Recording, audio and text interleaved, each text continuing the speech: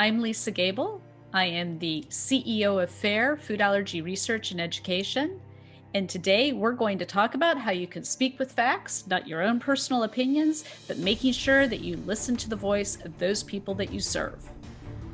Congratulations! You are tuned into Dov Baron's Leadership and Loyalty Show, the #1 podcast for Fortune 500 executives and those who are dedicated to creating a quantum leap in leadership. Your host, Dov Baron. He's an executive mentor to leaders like you, a contributing writer for Entrepreneur Magazine, CEO World, and he's been featured on CNN, Fox, CBS, and many other notable sites. Dov Baron is an international business speaker who was named by Inc. magazine as one of the top 100 leadership speakers to hire. Now, over to Dov Baron. Welcome, dear friends, fans, and fellow aficionados of leadership excellence. Thank you for joining us on this episode of Leadership and Loyalty Tips for Executives. Let me ask you, what do you need to do to up-level your leadership? Do you truly have what it takes to change the course when things are going south? Well, stay tuned, because that's exactly where we're going on today's show. I'm your host, Dov Baron. I am the Dragonist, and I'm here to assist you tapping into the one thing in your business that changes everything by transforming meaning into action. To find out more about me, you can simply go to dovbaron.com. I want to remind you that this episode of Leadership and Loyalty is brought to you in part by our other podcast, which is Curiosity Bites. Curiosity Bites is the answer to the question, how can we bring people together who seem completely different and maybe even completely disagree? This is exactly what your heart and your mind and your soul have been craving. It's your chance to sit in on some real and oftentimes very intense conversations with some of the world's most interesting people. I'm talking about astronauts, neuroscientists, philosophers, holy people, quantum physicists, skeptics, entrepreneurs, Grammy Award-winning entertainers, and some folks you might completely disagree with who you would find truly fascinating. Simply go over to dovbaron.com and find out how you can sink your teeth into the next episode of Curiosity Bites. As always, you can find us for either of those podcasts on Apple Podcast, on Spotify, iHeartRadio, or wherever you tune into podcasts. And remember, we always need your help in staying relevant, so please get over there, rate, review, and subscribe to the show. We really appreciate it. And if you're a regular listener, a big thank you to you for making us the #1 podcast globally for Fortune 500 listeners. And we are honored and grateful to be cited by Inc.com as the #1 podcast to make you a better leader. You can also catch us on Google, Home, or Alexa by simply saying, play Dov Baron podcast. Again, thank you for sharing the show with everybody you know. All right, let's strip it down and dive right in. We have spoken many times about the contemporary importance of not just being resilient, but being highly agile. Many companies have found themselves on the brink for whatever reasons and needing leaders who are truly have what it takes to change the course, as I said, when things are going south. However, you may be asking yourself, what does it really take? Well, stay tuned, because that's exactly where we're going. You see, my guest on this episode is an international powerhouse leader, Lisa Gable. Now, her passion, expertise, and fearless work style have propelled her to achieve titles such as CEO, U.S. Ambassador, UN Delegate, Chairman of the Board of Advisors to Presidents, Governors, CEOs of Fortune 500 and global and companies that are worldwide. Today, she is the CEO of FAIR, the world's largest nonprofit organization dedicated to food allergy awareness, education, research, and advocacy. Ladies and gentlemen, please put your hands together and help me welcome advisor to 4 past presidents, the CEO of FAIR, Lisa Gable. Welcome, Lisa. Thank you. That was the best welcome I've ever gotten. Well, I know you've had some pretty good welcomes, so I will take that. Thank you. I want to start where I always like to start, which is this. As an international leader, you know, you've been a CEO, U.S. ambassador, delegate, and you've advised 4 presidents and governors and CEOs and all these people. I would like you to tell us from your diagnostics, where do you see the state of leadership today? And I'm not just talking political, although it could be that, but just generally, what do you see as the state of leadership? Well, I'm actually always pretty positive about things. And as you know, we've gone through this incredible inflection point. But I think Hmm. there's so many opportunities that have come out of it. And what we've seen is we've seen leaders step forward in ways that none of us ever imagined. I mean, if Mm. we look at Operation Warp Speed, the way in which the drug companies were able to collaborate on pre-competitive data, the way that they were sharing data, the way that AI came into the mix in order to really accelerate a process that normally takes many, many years. It's incredible. It's incredible Hmm. leadership that we've seen, the way that we've seen grocery stores and retailers step forward. Because the reality is, yes, there have been moments where there are limitations for food, and we have a number of people right now that are financially struggling.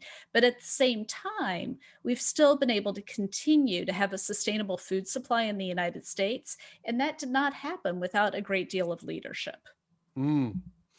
Yeah, I think it's important to focus on what has been good. I mean, it's very easy to focus on what has been devastating, but I mean, I do believe that the whole pandemic period, when we look back, we will see it's been a period of incredible innovation because we don't innovate when things are good. When things are good, we're kind of like, yeah, we should innovate. Yeah, but let's have a picnic first. But when it's like, oh my God, the supply chain's gone out of the window, how do we innovate? Then you kind of get your stuff together.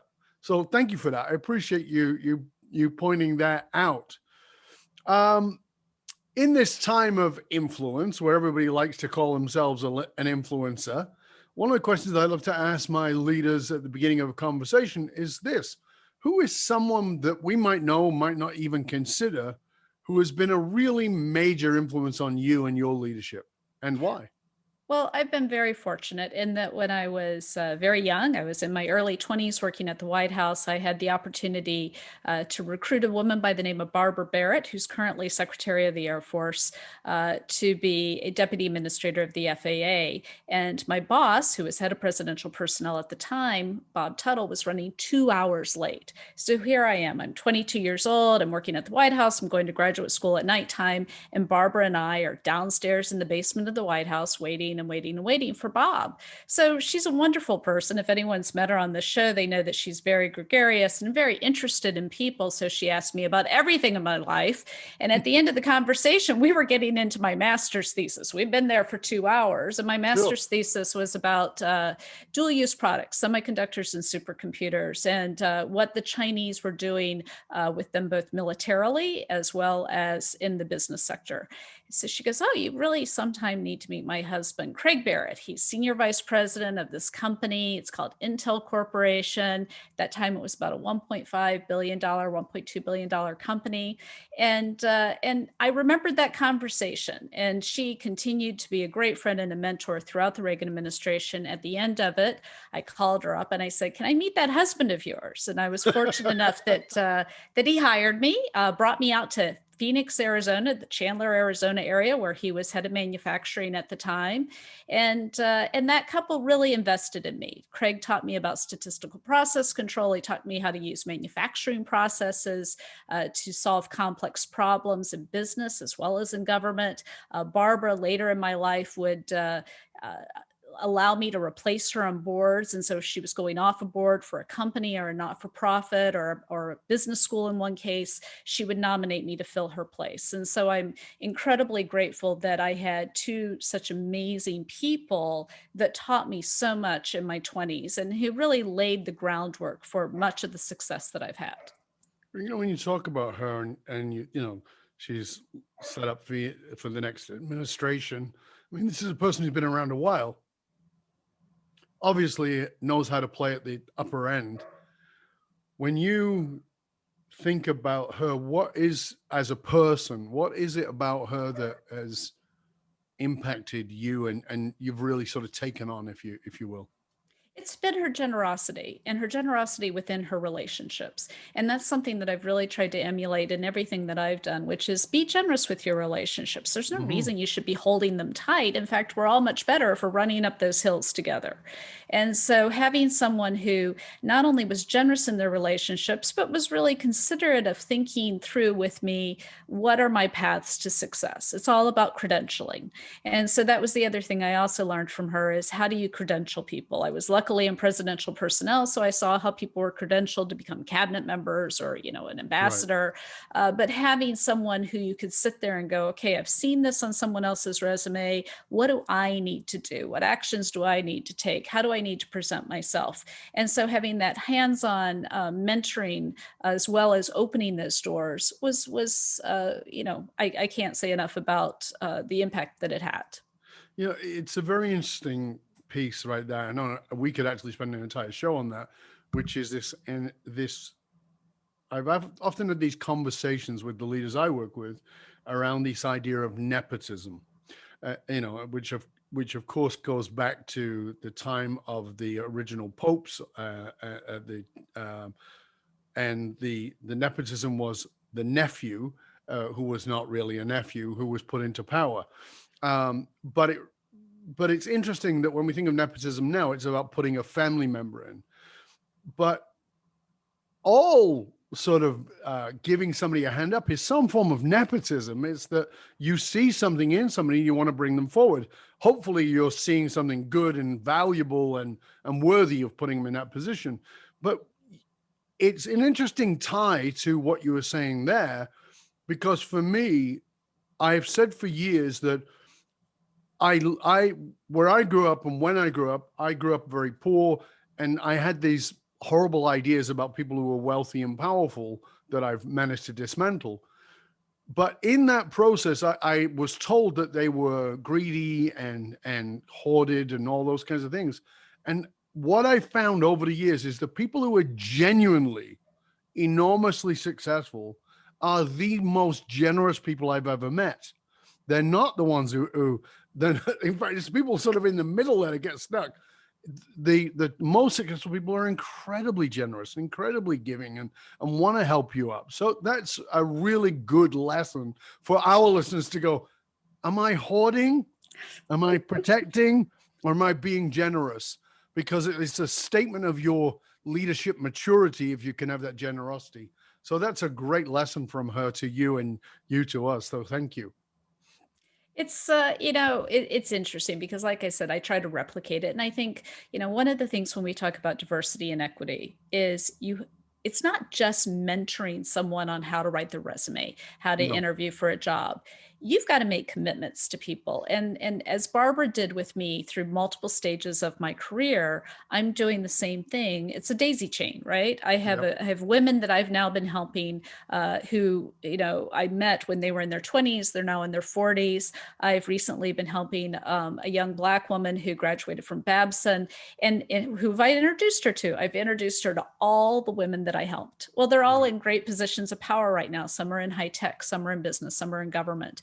And of course they're excited because we all fundamentally share the same commitment to not only helping someone with the first stage, but it's really helping them with the second, third, and fourth stage that's going to enable women, it's going to enable Black leaders to have access to positions of power. And that's what we're talking about right now is breaking through that glass ceiling and ensuring that we have diverse inputs in everything when we're making decisions. Well, I think we're all becoming very aware that we need diversity in leadership.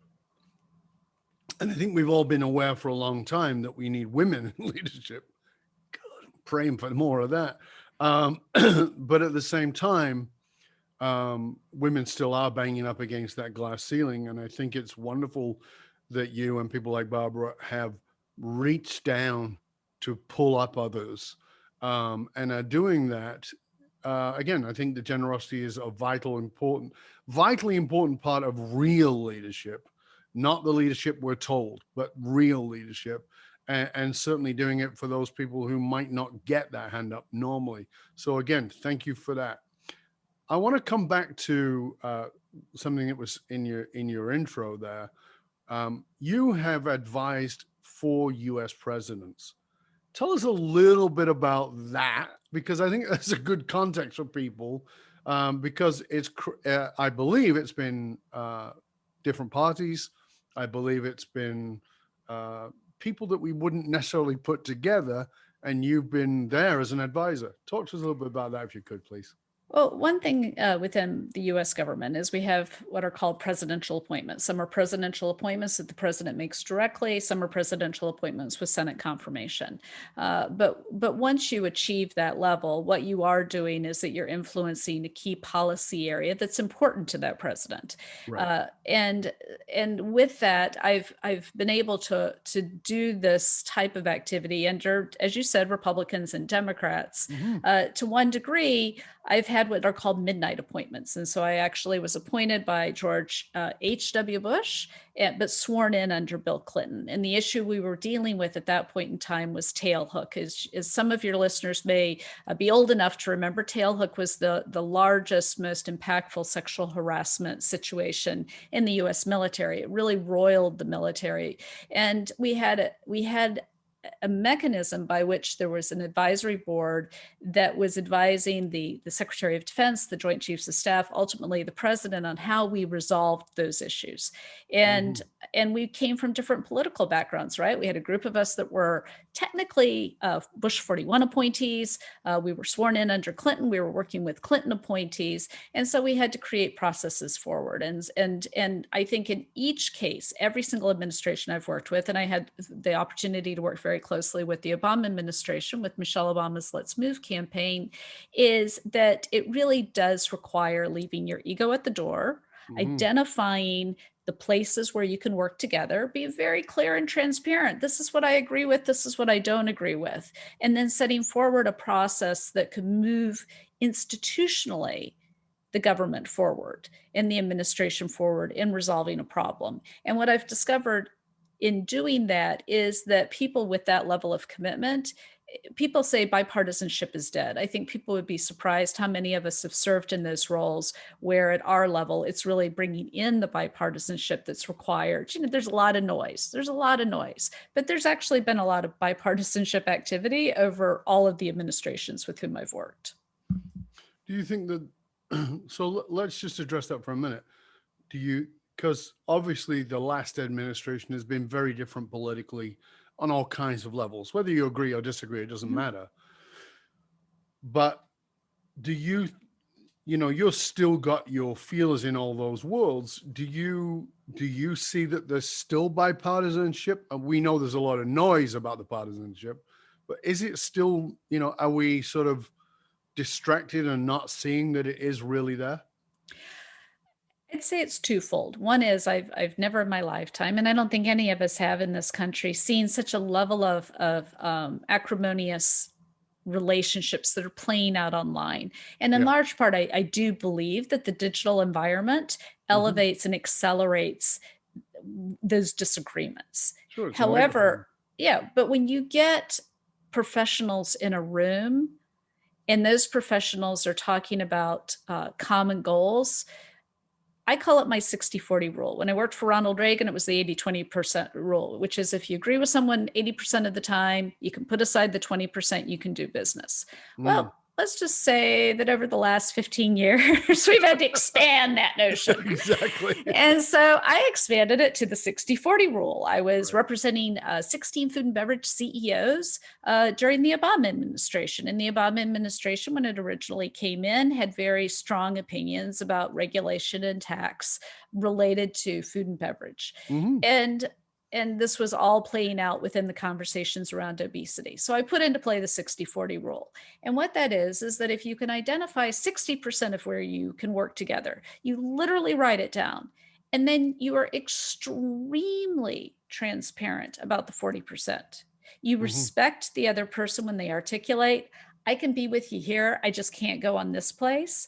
And then you take that 40% and you put it aside. Right. And you have an opportunity to work on the 60%. Well, these are big programs. You can move a lot forward with 60%. You can move the dial forward. And so I do know that to this date, I still have never had a situation that I couldn't find a place where we could move something forward together. That's so good. Because I think that so many people think that, it's black or white absolutes, and it's so not. And I brought up a reference earlier this year where AOC and Ted Cruz worked on a project together, and like I can't think of two people who might seem different than each other who came together and worked a bill through together. That was inspiring to me when I look at this polarized media influence about who we are. And I don't know that that's ever true. So thank you for that. Well, and I Uh, should tell you that my yeah. organization just had a bill that was passed in the House and the Senate in 9 months. That never happens. It normally takes 4 Congresses for something to get through. And I think one reason is we called it the skinny bill. I literally sat with my staff. I'm like, oh no, Republicans aren't going to like that. Take that out. Oh no, the Democrats aren't going to like that. Take it out. They're like, Lisa, there are only 3 things left in the bill. I go, well, what are the 3 most important things to you that we need to resolve right now for the food allergy community? They say 1, 2, 3. I go, well, those are the 3 things in the bill. And we've had 97 co-sponsors in the House, Democrats and Republicans. We literally had the bill brought forward by both Democrats and Republicans on March 12th, and they passed the bill on December 7th, I believe it was. That never happens. That just doesn't happen. So sometimes, yeah, you have to be smart about it. You got to take out the stuff and acknowledge the fact that the other side's not going to like it. But if your goal is to accomplish the objective, then just focus on job 1, 2, and 3. And that's what we did. So when you say the skinny bill, was that because it was narrowed down to those 3 things? Mm-hmm. It was so skinny. It was the skinniest bill. It was, you hear about ACA. I think when the Affordable Care Act was 1,600 pages or something. Mine was about 3 pages. But that for me is a very interesting thing because I'm very political and I'm observing politics every single day and commenting on it. And one of the things that I've noticed, I've even made some comments about, is the challenge with being in either the Senate or Congress is you spend a lot of time raising money, and you don't get time to do the work you actually want to do for your constituents. And the interesting thing about it is that you're also supposed to read bills and pass bills. And I've seen some of these bills that are 800 pages long with side notes written in the margins that are barely readable. And you're given that 2 days before, unless you were a super speed reader and you can interpret the handwritten language on the side, you're dead in the water. It's so difficult to do that. So I can imagine that showing up with a 3-page synopsis of, listen, this is what it is. Oh, okay, I can read that at lunch. And we could explain it, right? You could have a meeting with me, and in 90 seconds, I could tell you what the bill was. I could tell you why it was important, and I could tell you why it was inhibiting innovation. And also, in our case, we were trying to get sesame added as the 9th allergen. 1.5 million people have anaphylaxis from sesame. It's currently not on labels. And so being able to talk about, being able to articulate situations where people had accidentally ingested the food, ended up in the emergency room, ended up in ICU. That's a quick explanation. And so by focusing people on life and death, and then inhibitors to innovation, and we really narrowed it down. These are the 2 roadblocks we keep running into. We got everybody on board. Fantastic.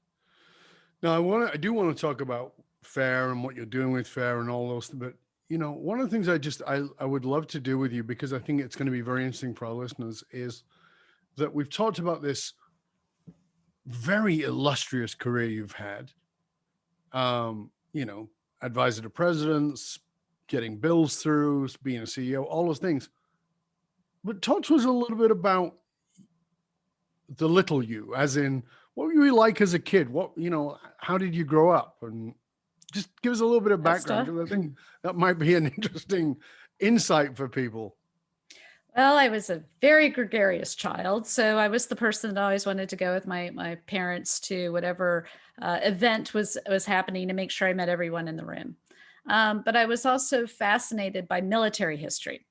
And as a little girl, as I tell people, I was very prissy. So I had white go-go boots that were never, ever, ever dirty, that were in the one corner of the room. But my bed, my sheets on my bed, my cover, my window coverings, they were all Revolutionary War military things. They were guns, they were cannons, they were, and I used to beg my father to take me to see different battlegrounds. And so it was Manassas, or it might be Gettysburg or Appomattox. And so I really developed quite a fascination for military strategy, which would always throw people, because I actually tried to get into the US Navy and I didn't pass the physical. I weighed about 99 pounds. It turned out that I had an issue with my eyesight that was just never going to allow me to get into the intelligence unit that I was targeting. But I maintained that interest. And so it was something where, as a little kid, my interest was well defined. My mother, I'm 56 years old. My mother would sit there and go, "Can you turn this into a career?" Yeah. And it ended up, actually, when I worked at the Pentagon, that they called me Tinkerbell, because I was 21 years old. I was the youngest political appointee, and I weighed 99 pounds, dripping wet. Oh my God. But I was fascinated, and my fascination did come about because I begged my father to just take me to every historical site. I really dug into what happened with the battles. We watched, that was when you didn't have YouTube and all these other things. So Sunday afternoons, you may remember that they would always play those war movies. And so my dad and I would sit there and watch all those war movies together. It's always an interesting question for me with leaders, because there's usually some weird catalyst gone on in their childhood. Like for me, when I was a kid, I can remember my mates watching cartoons and things like that on telly. And I clearly remember my mom coming in several times on a sunny Sunday. I wouldn't be outside, although I would go out a lot, but I might be home, but I'd be watching a documentary, and it didn't matter what it was on. It was on the making of something, some machinery. It was on a battle. It was on Shakespeare. It was on, a biography. It was like, I just loved, I had this insatiable learning and hated school. So I hated school, but I loved school. Learning. Right. So it was fascinating for me, but there's always that piece in these people like yourself, like you got go-go boots and you want to be taken to battlegrounds. Mm-hmm. You're the Tinkerbell of the administration. I mean, I just love that. So thank you for sharing that with us, because it's important. How did that shape your values, and how does that translate, and how did it translate into the leader you are today? What's been that? It wasn't only. When you study military strategy, you really have to understand the individual leaders who are involved with that strategy. I was fascinated by Roman history. And so I read everything you could possibly read about Julius Caesar. I read everything you could read about, different leaders at different points in times in history. And so if you think about leadership, let's use Julius Caesar as an example. Sure. He was a man of his troops, right? He lived with his troops. He went out with his troops. He knew his troops. And as you look through World War II history, we could look at Montgomery versus Patton, really different personalities. Very. And I look at speeches, and I actually do study speeches a lot. And so what is it that they said to inspire the nation? What did they say to inspire their troops? What did they say to inspire people to support them after a regime change, whatever it was that caused that regime change? And so that relationship between communications, influence, the characteristics that were required. I am very much of a hands-on leader. I walk the floors. I make sure I know everybody. I understand what's going on in their families, their people. And so for me, I did, tend to study those leaders who really had those personality traits, who really led by example, but also through a relationship with the people that they were serving. Do you feel like that's still... there's enough of that? Do you feel like there's enough of that hands-on? Or do you feel like a lot of leaders today have gotten distant from it? Because in my experience, I'm finding I see both very differently, but they're both very strong. So we've got these dictatorial, authoritarian leaders and leaders who are trying to completely flatten the field and go, come talk to me. It's not, because I've always said the open door policy is nonsense. And here's why it's nonsense, because that barrier to them walking in is still there. It's actually, you've got to walk out of the office, not my door's always open. I'm actually not in the office. I'm at your desk is a different piece. Do you see it differently, or am I? It's interesting. I ran a self-regulatory initiative for 16 food and beverage CEOs, right? So I'm working for 16 CEOs of the biggest, best known companies in the world: PepsiCo, Coca-Cola, General Mills, Smuckers, Bumblebee, all at the same time. And different leaders are different types of people. I will say Ken Powell, who was the CEO of General Mills, I think for almost 12 years, one of the longest serving CEOs. If you Google Ken Powell and in relationship to what his teams thought about him, the love and respect for his leadership in General Mills, off the charts, off the charts. Wow. They would do these employee surveys, and it was incredible the degree to which people admired Ken. Ken was a brilliant guy. I think he was a Harvard MBA, very, very smart person, almost professorial in his personality type.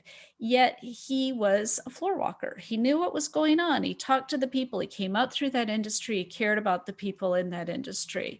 Another person was J.P. Bilbray. J.P. Bilbray was CEO of Hershey for a period of time. He also ran a lot of their international operations. He spent time in Yemen. He was in the stores. I think people in CPG, they've had to go into those corner stores, right? The mom and pop stores. If you're in some country and it's out of somebody's garage or their living room or their little pop-up, once you've had to really understand the relationship at the most direct point with the consumer, and that group of people who actually in developing countries make up 60-70% of the entire marketplace, it makes you into a different kind of leader. And I'll never forget when I'd been featured in the Wall Street Journal, and and he's sitting there and he calls me up. He goes, okay, I'm sitting in Beijing and I'm having my breakfast, and I can't believe there you are, Lisa. I'm so proud of you.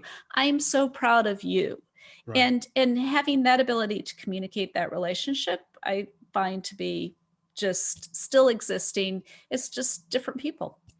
Yeah. I mean, again, it's that one of the things that I am very big on is the humanization of leaders, and that you've got to be real. You got to be human. So that call from Beijing to say, I'm proud of you, is going to be a moment that becomes sort of imprinted in the heart and the soul and the mind of that person.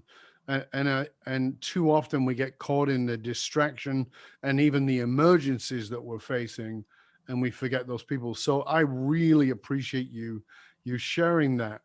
Now, you've been, as we talked about in before, you've had a front row seat to some very major inflection points in history. I'm guessing those taught you some pretty powerful things because your book is called The Turnaround, and you've been there when things have turned around in not just in businesses, but in political arenas, even the Cold War. You were there at the time of Gorbachev and Reagan. So talk to us a little bit about those, your strongest learnings from those, and how that has led you to writing this book, The Turnaround.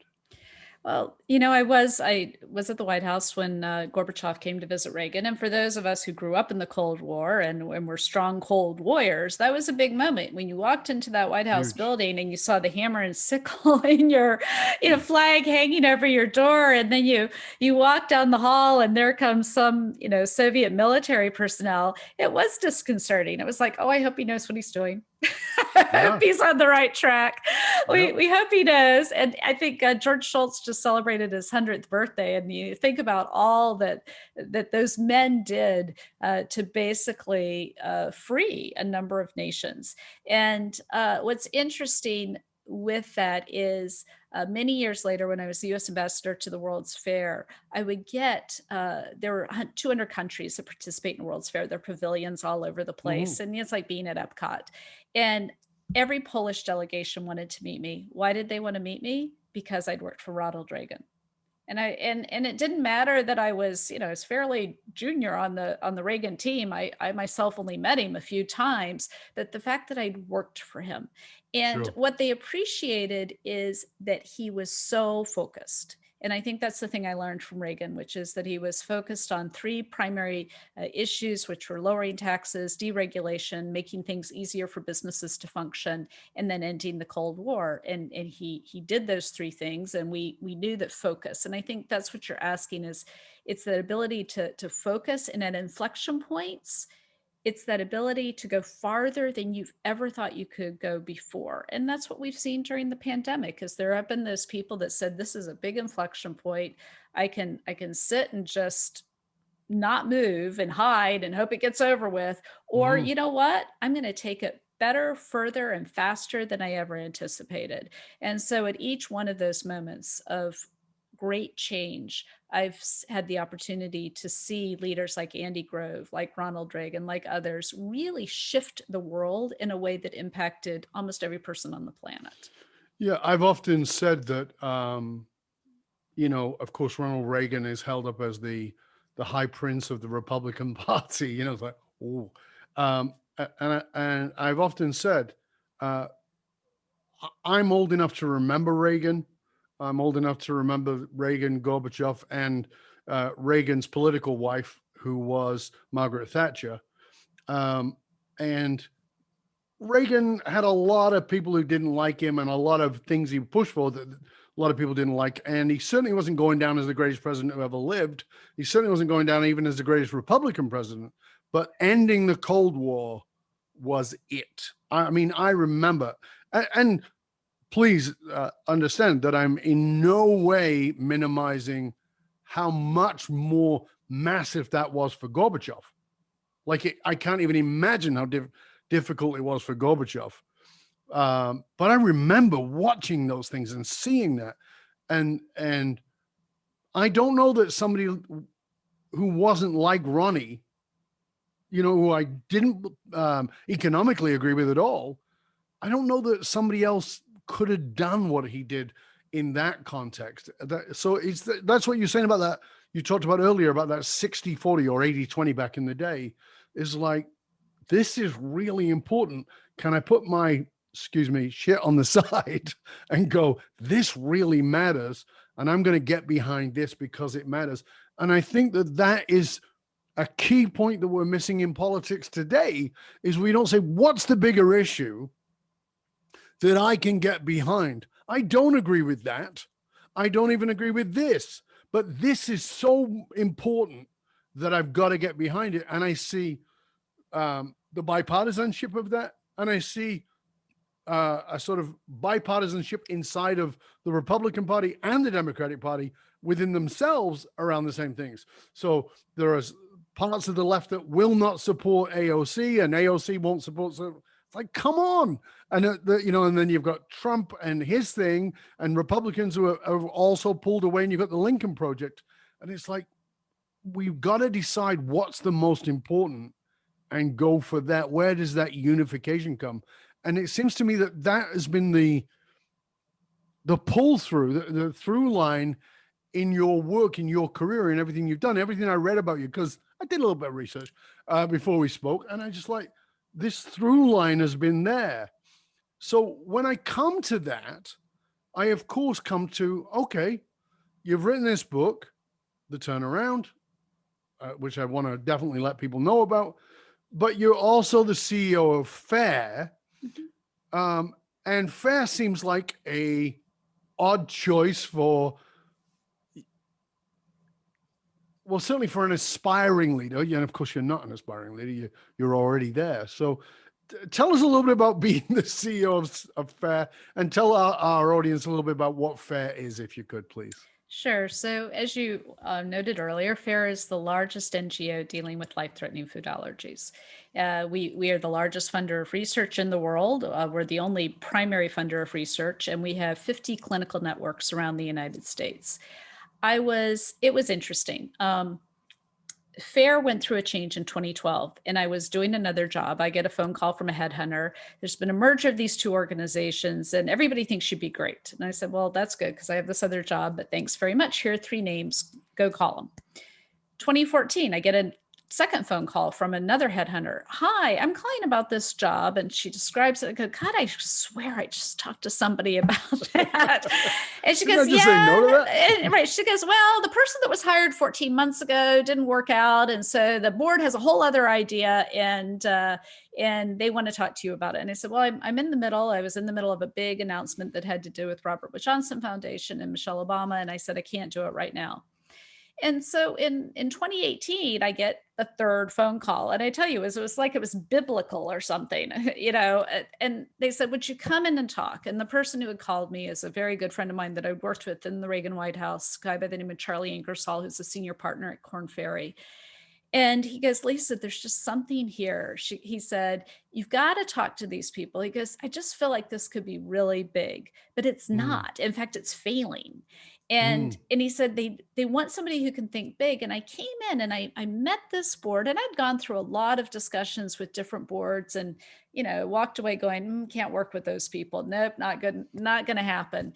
In fact, I'd had people say at the beginning of the interview, we don't want to change as much as you're going to change us. And I'm thinking, well, why in the heck do you have me sitting here? So I walk in and these people said, we really need to change. We've got to tell you, we think that this is a growing issue. We think it's going to be a very big issue in the United States, but for some reason, we haven't been able to make it work. Well, there is nothing I like more than a challenge. I like taking something that nobody knows about and making it into the biggest table topic that everybody's talking about. And what I will tell you through those, we restructured by 83%. We were in the red the day I joined, raised $85 million in 2 years. And 74 of that we actually raised in the first 18 months because we sold people on a strategic plan. And we said, this is what the world should look like. And I laid a bet that the community that we needed to represent was much bigger than the 32 million Americans with life-threatening food allergies. And so I talked to McKinsey and I said, can you do this research? The food allergy dad, one of the top guys at McKinsey, he goes, what can I do for you? And I had my answer. It's like waiting for him to ask. I said, I want to do research because I think we're underestimating the impact of this issue. So we did research with McKinsey, and what it showed is that 1 in 4 Americans do not buy products that have the top 9 allergens in them. 1 out of 4 Americans, 85 million Americans, or 330 million Americans in the United States. And what we are doing is saying, you know what, our message and yes, we're representing people that have to carry an epinephrine auto injector. I can't even say it. But we're the place you come when your food makes you sick. And if you think about it, people listening, how many people have celiacs? How many women have dairy intolerances older in life? How many people are getting alpha-gal? So you start going through, and what's interesting, it's all driven by the same top 9 allergens. They're all proteins, and there's something about these proteins, and there's something about what's going on that's creating a physical reaction in a very severe way to people's food.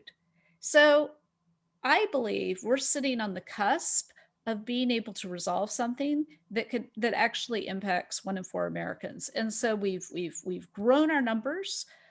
We have actually identified that there are some steps we can take with babies. 4 million babies are born a year, and that there's actually work we can do to prevent them from developing these allergens, from developing these intolerances by educating their immune system. So when I joined FAIR, it was 32 million Americans. Well, right now we're talking about 85 million Americans, 4 million babies every single year, and we've expanded globally. So we took it from being this tiny little NGO into being a fairly distinct and large player on the international scene. So what is the purpose of FAIR? Is it to raise, to the public, is it to simply raise awareness at a public level? It is to end food allergies. However, that comes about, and that can be through creating therapies, through diagnostics that allow us to evaluate them, or preventing the rise of the disease. And so we are focused on all three of those. But again, if we focus on the fact that for some reason proteins are causing people to become sick from the food they're eating, and it's happening, and it's an exponential rate by which it's growing. In fact, one of our goals have been to make food allergies famous, and then pandemic happened, and so COVID became famous, but we're still working on that goal. But what we know is that it is a rising number, and the question is why. And so that's our goal, is to find out the basic reason, why is this happening, and what can we do to drive money towards fixing the problem. So I want to dive in a little bit on that, because I personally think it's a really important subject, and really the reason I want to bring it up here, because as you are listening to this or watching this, you're a leader in some capacity. But one of the things I always like to say is, leadership starts at home. You're a leader in your own home in some way, shape, or form. You're a leader in your own community in some way, shape, or form. And there's a pretty good chance that you or somebody is suffering some kind of food allergic reaction. The problem with it is, and this is what I want to come back at you, Lisa, is the problem with it is it's got a hypochondriac sort of mantle to it. You're just being too fussy. And I know, because I do have food allergies, it's not true. I've done the scientific research. I've done all those things. And I'm not talking about having an allergy test, because most of those are crappy anyway. They don't really work, and they certainly don't tell you anything. For instance, in case you're interested to know, and I'm happy if you've got any other input on this, Lisa, I remember going, I'm pretty sure I'm allergic to wheat. So I went for the wheat allergy. Oh, no, you're not allergic to wheat. And I said, well, here's the thing. I've done some research. And they go, what? And I said, your allergy test is for a wheat that existed in 1956. It doesn't exist anymore. So you're testing to see if I'm allergic to a wheat that is not on the market, that I certainly didn't consume. So of course I'm not allergic to that. Why hasn't this been updated? And they're like, we didn't know that. Yeah, you're a food allergist, and I know that. So it's almost like there's so many disconnects. Right. Are you seeing that too?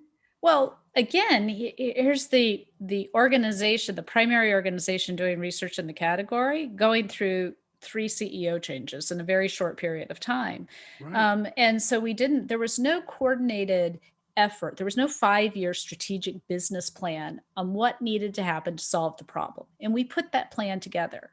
And then what we did is we did what was called a landscape document, where we looked at all the different innovations going on in the marketplace, and where they would play out, when their clinical trials would happen, and where the relationship was between them. And then we went to donors, and we went to doctors, and we said, again, identify the top things that we need to fix. Well, guess what? There's really no good diagnostic for life-threatening food allergies. No. And so one of the things that we'll be announcing in January is a very large scale effort. In fact, anyone listening needs to check with our website in January, because we will be putting into play an extremely big initiative to get people to invest in a diagnostic. Mm-hmm. And right now, the only diagnostic is called the Oral Food Challenge. You can do blood tests, but the true diagnostic is you take a child who's suffered anaphylaxis, so they already have PTSD, they've been in the hospital before, and you feed them the allergen until they react. That's barbaric. That's how we figure out whether or not somebody has a food allergy. Is you just keep feeding the food? Let's see what your pain tolerance is by punishing you. Right. I think I'll pass on that test. It's crazy. And one of our board members, his child was brought back to life with 6 EpiPens. We're talking about a disease that affects 32 million people, and then aspects of the disease, gut health, that affects 85 million people. And we don't have a way to figure out what's wrong with you. That's crazy. And so that's been job one for us. It's one reason we've been raising all this money, is we are extremely focused on what are the biggest answers, what are the biggest things that we need to do. Until last year, there was no therapy in the marketplace, so there was no treatment. On the other side of that, where when I first read about you and I read about the work you're doing with FAIR, and I went and looked at FAIR, and one of the things that was really interesting to me is the economics, because I'm old enough to remember that in the late 80s, watching documentaries like I did about genetically modified food. I'm feeling very excited, positively excited about the possibility of being able to grow food in the deserts of Israel or wherever it might be, and thinking, this is going to be wonderful. It's going to feed the hungry. And now I see that GMO foods have had a lot of negative effects on a lot of people in all kinds of ways, including the fact that our gut biome is a mess. Most of us, it's pretty messy. And, we're having reactions because of a gut biome issue. So the reason I bring it up is because you have been at the top levels of leadership. You've been at the top levels of business. You know about understanding about that profit margin, that line thing, and the moral, ethical versus the profitable. And I'm wondering about, here you are running a not-for-profit, trying to make a positive difference with a business background, going to be pushing up against people who are saying, we want our profits, but part of how we make our profits is we make things cheaper by adding a chemical that upsets the gut biome and creates allergic reactions. Well, I've always been able to bring industry to the table, and we've had a great relationship with CPG, with ag, and with the pharma biotech world. I think everybody wants to solve the problem. I mean, what we've discovered is in our prevention category that we've been able to get the commodities to actually fund a project. They've never funded a project in the food allergy space except beyond, just basic research. And so we've brought them into this process. And now we have this very collaborative effort on an area where we can work together, which is how do we introduce these proteins into your child's diet in a way that the immune system learns how to integrate those proteins? How does the immune system get trained? And that is a big problem that we have right now. In 1998, we had some doctors that went and told people, never eat these proteins, don't eat these allergens. Well, it was the wrong thing to tell people. Mm-hmm. And as a result, we never trained their bodies to adjust to these foods. And that's one reason, too, that we actually think that there could be this rise in sesame, is that it is an ingredient that wasn't a part of every American's diet. But about 10 years ago, I was at one of the meetings where they talked about it with the top chefs. They said, you look at the hot new ingredients coming out over the next 10 years. And sesame was one of those ingredients. Well, now we're all eating hummus and we're eating all these other foods. So I think it's a matter of a number of things. One is we told people not to eat things. Secondarily is that we introduce new things into diets where bodies haven't built out a tolerance to that food. And then, as you say, there are other stressors that are going on. The question is what's causing the stressors. And I think that what I've discovered is people, particularly in food science, they don't want to be responsible for someone getting sick. They really don't. I know they have to sell products, but the reality is they don't wake up every morning going, well, how can we kill your children today? That's not their job. Their job is, how do we feed a population? And so we identify places where we can work together, and we focus on where we can work together. And that seems in many ways to be the theme of your book, The Turnaround, because in the book, you're teaching readers how to make turnarounds happen smoothly, successfully, and with discipline and certainly with diplomacy. What are we missing? Because we seem to be missing a bit on that. What are we missing? Well, what I tell people is, and we've all heard this term, wave your magic wand. Well, when I tell people, wave your magic wand, if you're unhappy with where you are today, what do you want it to look like? But when you imagine what you want it to look like, you can't imagine it leaving out other people that exist. I think that is one of the things we miss today, is that it's just this minor detail, which is in that future, those other people are going to be there too, unless you get rid of them. And we're not advocating for that. No. So then your requirement is, if you truly believe that the vision that you're imagining in the future, something that's more innovative, that's more directed on the consumer, that's going to help the patient out the most, and other people aren't in agreement with you, then you got to bring them along. And that's one of the big issues that I talk about, I speak a lot about, which is you need to bring people on the journey with you.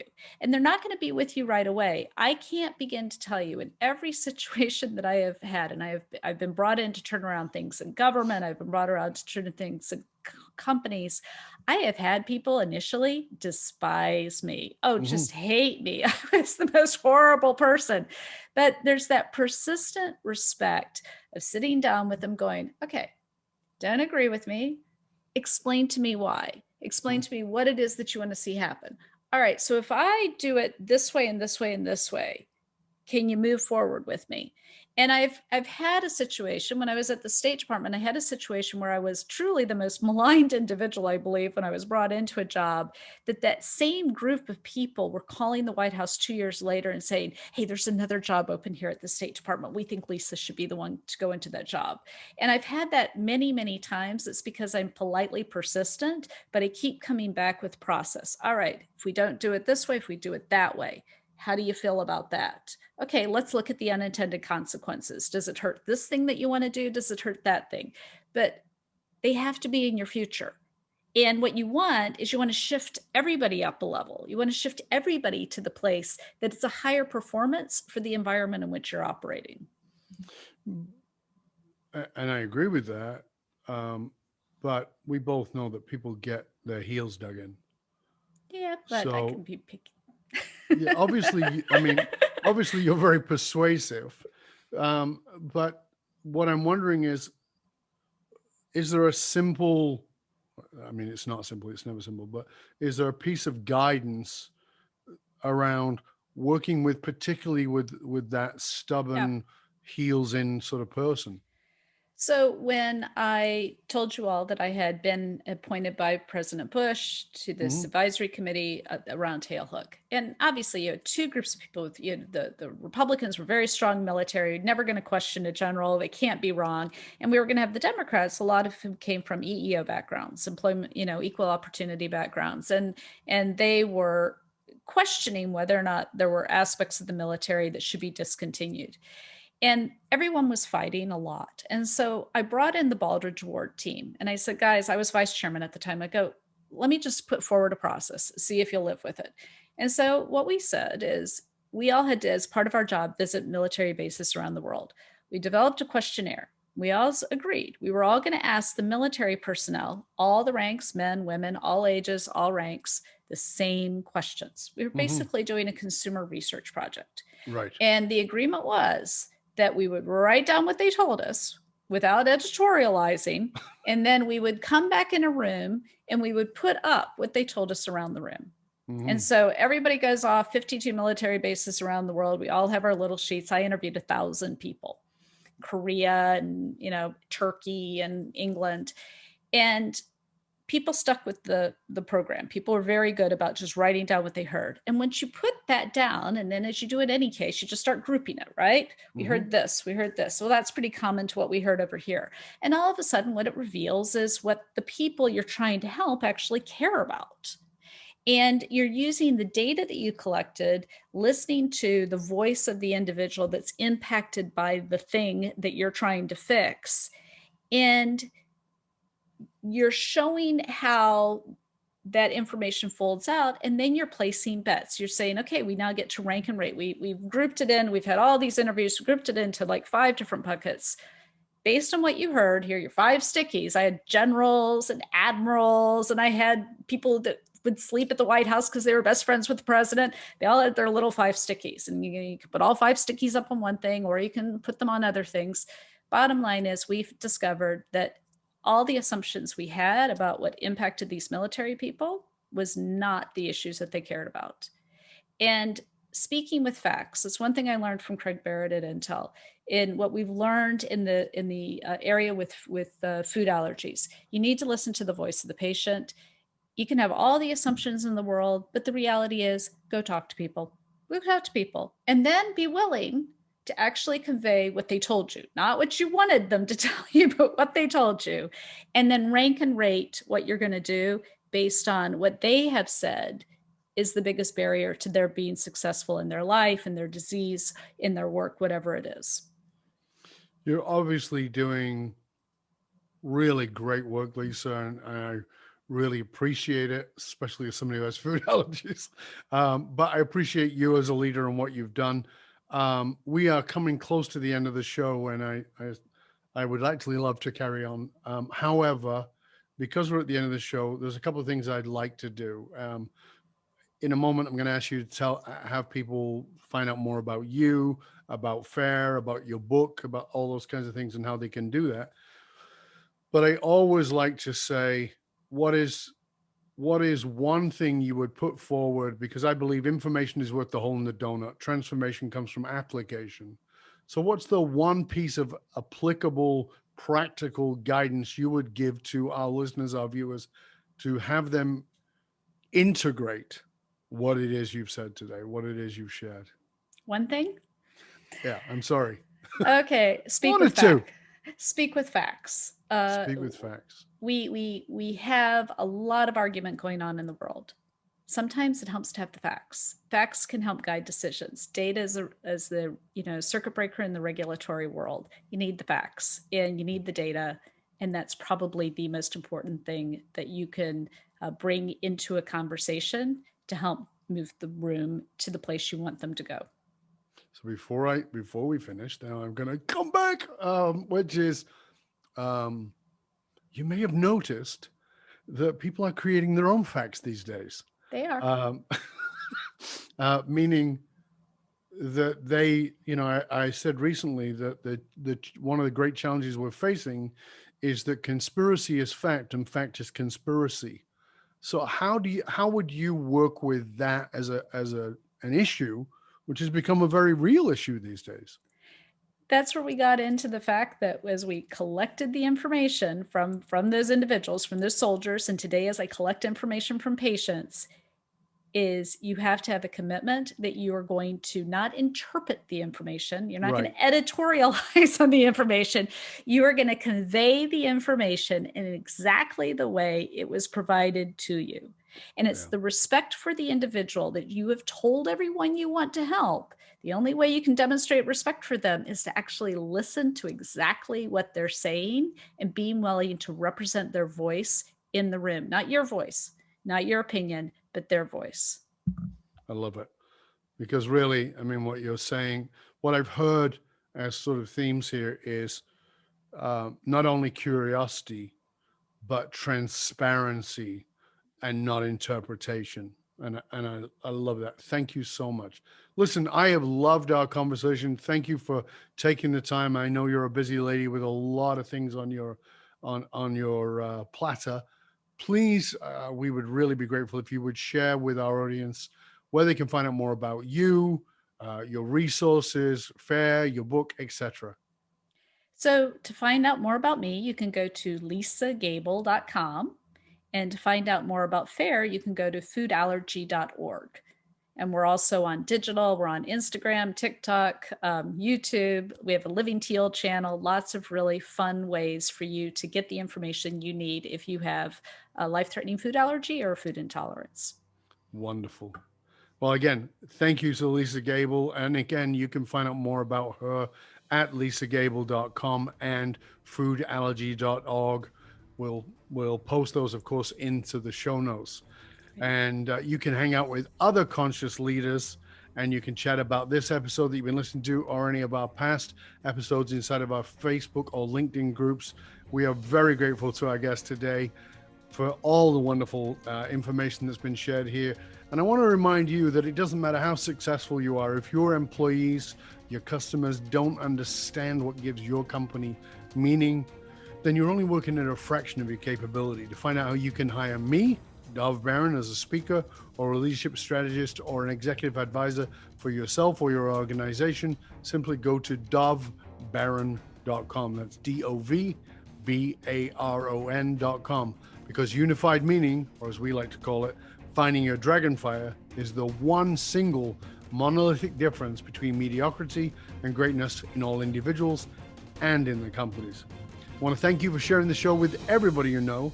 Till next time, stay curious, my friend. Stay curious about what it will take for you to turn things around in a way that's not only diplomatic and compassionate and empathetic, but in a way that speaks and argues with facts, not presumptions, not interpretations, but the facts that you are actually listening and you care. I'm Dov Baron, and I'm here to assist you tapping into your dragonfire to reach that next level of clarity, focus, purpose, and profit in your business, your life, and your leadership impact. And I am out.